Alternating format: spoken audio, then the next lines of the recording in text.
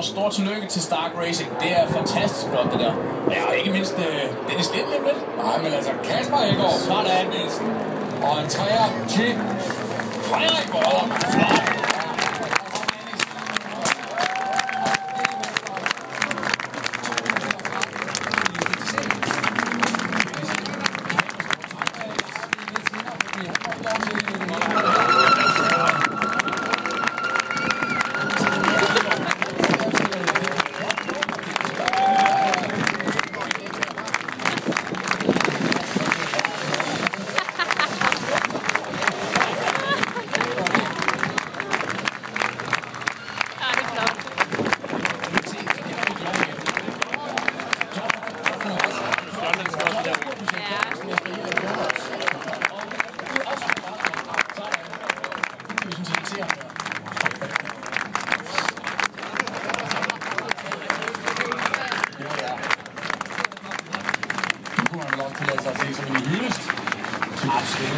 Det vil vi gøre. Ja.